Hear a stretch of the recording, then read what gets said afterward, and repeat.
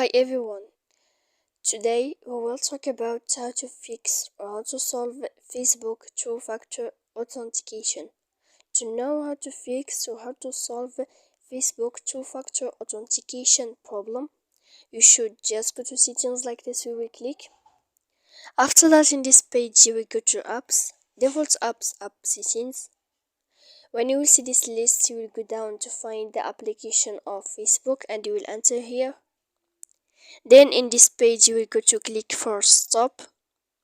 When you will end this, you will enter to storage, and here in this page you will click clear cache.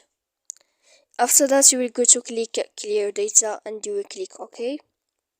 Then you can turn off your Wi-Fi. So please don't forget to support us by like and subscribe. See you next time in another video.